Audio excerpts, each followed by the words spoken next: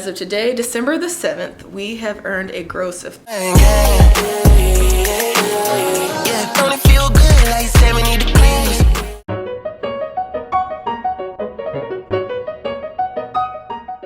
Hey y'all, this is Chris and Jasper is gonna join us for today's video, but this is a video I've actually been wanting to make for a while. So if you didn't know, I've shared it before on my social media, like on my Instagram, but my husband and I rent out a room in our home on Airbnb. We are super hosts on Airbnb, and so I wanted to share what that experience has been like, why we decided to get into it, how much we've earned so far this year doing it, and answer some questions that we have going into it and some questions that you guys submitted as well, and give a little more insight. If there's anything that I am leaving out of this video or anything I didn't address, just leave a comment down below and I will do my best to address it, but let's get started. So how did this even begin? Emmanuel, my husband, has always kind of been into real estate and like the idea of property management, owning properties and buying them and flipping them and reselling them. So that's where a lot of the interest came from. But I also had a friend, a good friend of mine, her name is Jasmine, and she has a lot of experience in property management. Jasmine lived in North Carolina for a while, and she was able to make like $16,000 doing Airbnb. Jasmine actually wrote an e-guide on how to build a profitable short-term rental, and I will link her information down below. But she also has a blog about it, and then she also started her own business recently that does rental arbitrage coaching, so not just for Airbnb but just for short-term rentals in general. So after I saw that blog post and I was like, $16,000, let me pick your brain. So Jasmine came over, took a look at our house, made some suggestions. We asked her tons and tons of questions and got started from there. Getting started was actually super easy. Airbnb, when you create a listing for your room or your home, it guides you through everything, like all those details that you will need to provide guests.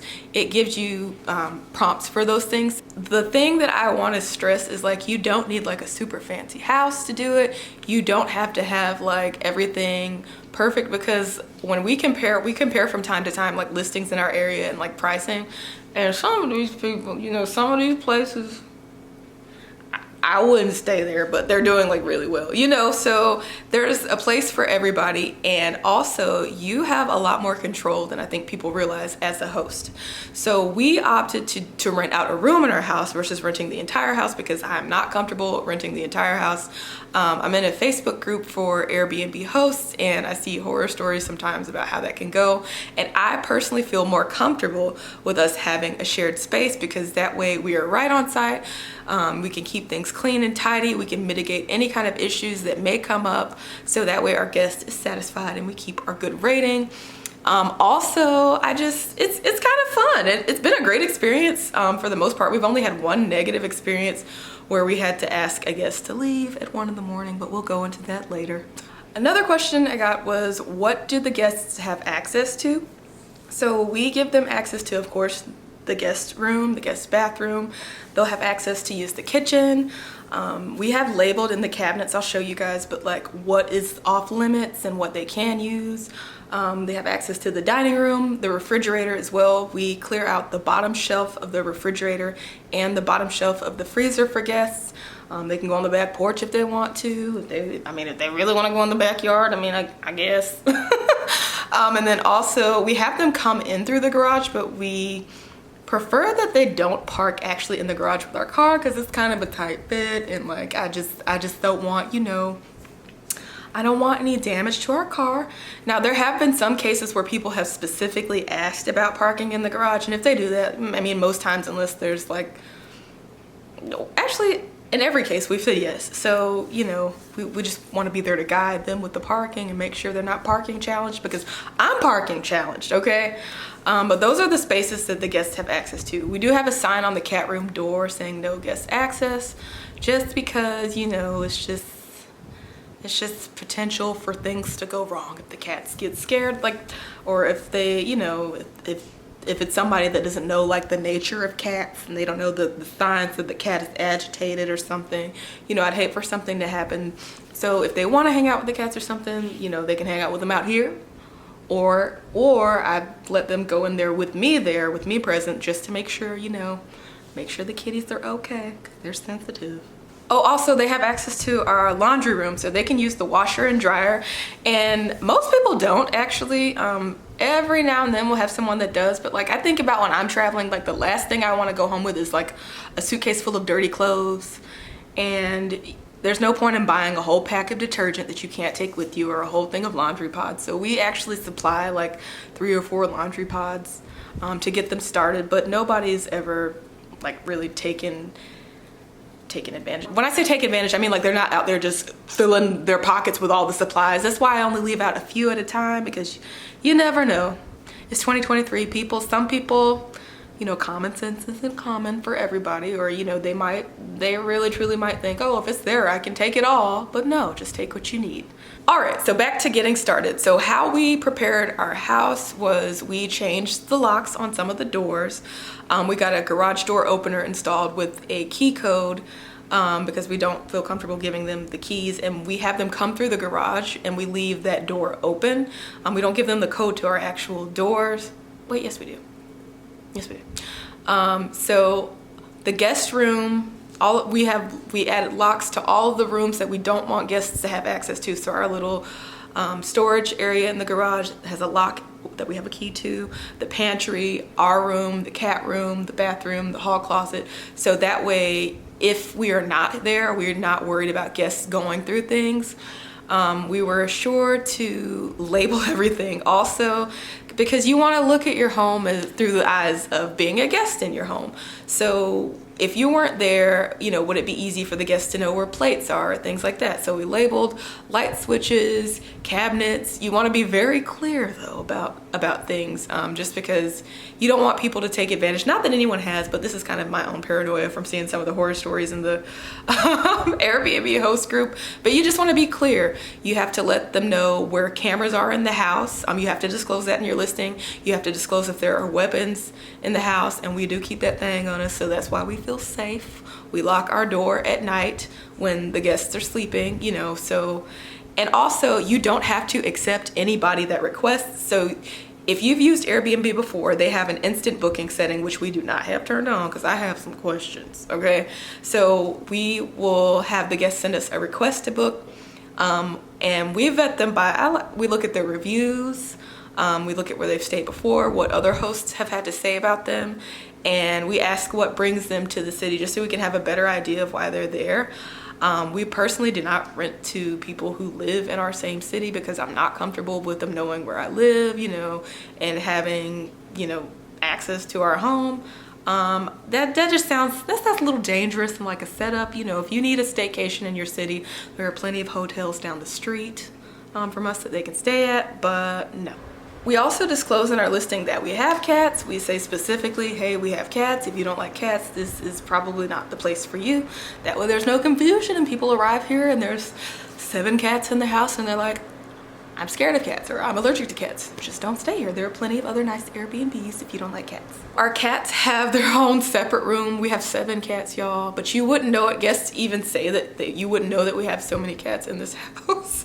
But they have their own separate room. We put them away at night unless the guest is like super comfortable with cats. Then we'll let them roam around in the living room at night. We have 2 cameras in the cat rooms just so I can keep an eye on them, because they like to do the most at night sometimes. So sometimes you gotta turn it on and be like, hey, stop making all that noise.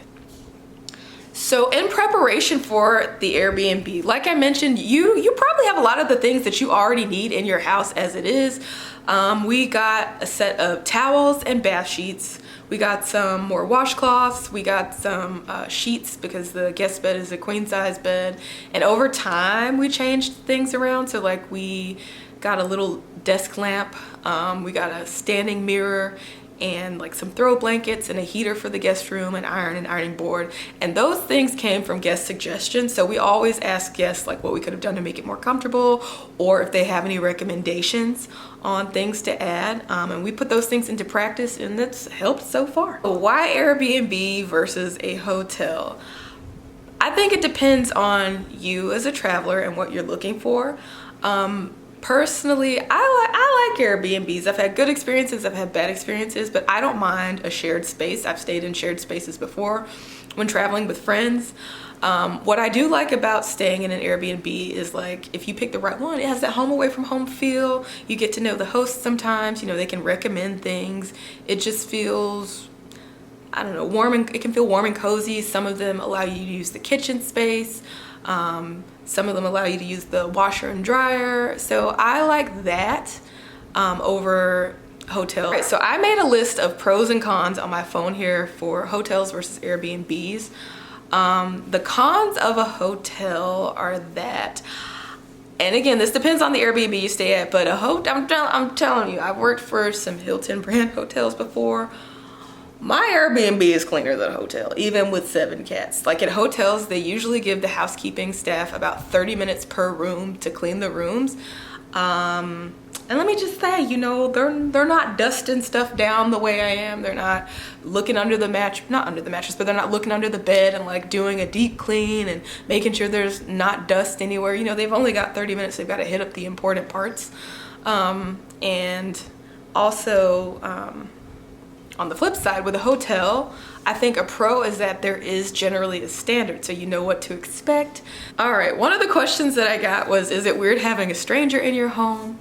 And I personally have enjoyed it. It's not weird to me. Like, it's kind of nice getting to know people. Like, it's just enough social interaction for me. Your guests, if you don't want to, you know, you can kind of read how they're seeming. Like if they seem like they want to chat, you can chat it up with them. Some of them, we've sat out on the couch watching 90 Day Fiance, eating snacks together. Like it's been a really cool experience. And then also you get to learn about like how other people travel, how they get around. You get ideas and just hear about the way that other people live. So that's something I really enjoy. So now let's get into the pros and cons of Airbnb.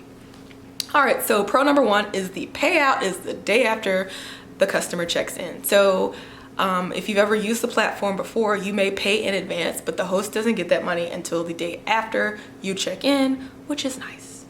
The second pro is most people arrive after your check-in time, and then a lot of times they're gone for most of the day. They might be in town for work, or they might be in town visiting family or for some kind of event, but they're not hanging out at the house all day. And if they wanted to, that's fine, but it's also kind of nice, you know, that they don't.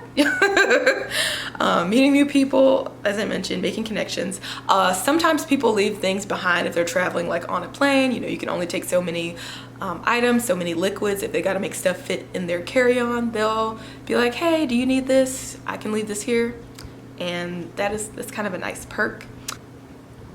Another pro is that I personally enjoy hospitality. I enjoy being hospitable. I enjoy homemaking. I enjoy cleaning. I enjoy, you know, paying attention to those little details and being a good part of somebody's trip. Like that just makes my day. I know that sounds so weird. Like at our space, we wash the dishes for the guests, and then we always provide a snack at check-in because, you know, think about it. If you're traveling, I don't know about y'all, maybe this is just me, I like to eat, but when I get somewhere, I'm hungry. I want a snack. You know, you might not always, you might want to get settled in and then decide where to go. But also, you know, think if you're arriving at an Airbnb and they have a snack for you, it makes you feel special. Like that attention to detail. I love like getting compliments on my home. It just does something for me. But also it feels like purposeful in a way. And also another pro is that the things that you are buying for the Airbnb, you get to kind of enjoy yourself too. Like for instance, like we might buy a special air freshener or like some of the blankets or towels, you know, we get to enjoy those too, even though we'd really just keep those in a space just for Airbnb. But if we wanted to, we could. They're there. Like if we wanted to quit Airbnb, we still have a really nice guest room for friends or family and things that we can enjoy. All right, so let's get into the cons. And some of these really aren't that big a deal. It's a lot of it I feel like it's nitpicking, but okay. Con number 1 is like you have to be very mindful, or I am, because I want that good review. So like I'm super mindful. If I'm eating something, I'm gonna immediately wash that dish, versus if we don't have a guest, it might sit in there for a little while, okay? You know, just being mindful of that. Or like my head is constantly on a swivel for dust, or like pet hair on the floor, or like, because you know people with cats, you know the stereotype about the house being a certain way or being dirty, and that is not the case at our house. Not just because we do Airbnb, but just in general. Another con is kind of having to be mindful of guests in the home, like being quiet during whatever your quiet hours are. So like if I'm a morning person, so I wake up early, like 7 o'clock, 8 o'clock, I'm up, I'm on level 10, I'm ready to listen to music, I'm in a good mood. But if we have someone sleeping, you know, I can't be doing that. I gotta be quiet. I wait till they get up or leave, and then I'll, you know, play my music or whatever. Another nitpicky con is having to put on clothes. When no one's at the house, I can be in shorts, I can be in a t-shirt, I don't have to put on a bra. But when we have guests, I am mindful of that. I'm covered up. I'm not out here in like booty shorts and a tank top and stuff like that. I keep myself covered, so I'll be wearing sweatpants or like long pajamas, or not really regular clothes because I don't have anywhere to go, but yeah. And then it can be a little bit awkward depending on the guest. Like if you have someone who's not a chatty Cathy and like, you know, they come out of the room and you're just sitting on the couch watching TV and it's like, hey, you know, I try to be mindful of not being there every time the guest opens the door. You know, I don't want it to seem weird. And that could be totally all in my head, but you know, they know they're staying in a shared space, so I guess not. My last con, and this is gonna sound so like really crisp, but I miss the hall bathroom. The hall bathroom is the guest bathroom, but it is my favorite bathroom. Emmanuel likes the one in our room, but I like the hall bathroom. I like the shower in there better. But more specifically, my bidet is in that bathroom. And you know, I did a video reviewing the bidet that we have, but like I'm telling y'all, it's life changing, okay? Like wiping with just toilet paper or even baby wipes, it's just not the same. Once you get a bidet, you become like a toilet snob, okay? And I have a favorite toilet, and it's that hall bathroom toilet. So when the guest stays here, we do not go into their room. We do not go into that bathroom at all until they check out. We're getting to the end of things, so I'm gonna tell you guys a quick story about the one time we had to kick a guest out of our house, and then I will let you guys know how much we've made this year doing Airbnb. So we had this guy check in. I think he said he was a doctor. He was in town for a wedding. Cool, seemed nice, you know, fine. So Emmanuel and I are watching TV on the couch or whatever, and it's like 11 o'clock at night, and he comes back from the wedding, but he has a guest with him, a female guest.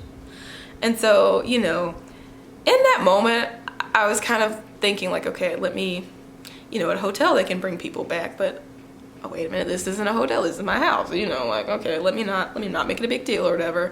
So the lady comes in and they go back to the room, like she did not introduce herself, and so Emmanuel and I are looking at each other like, what's going on?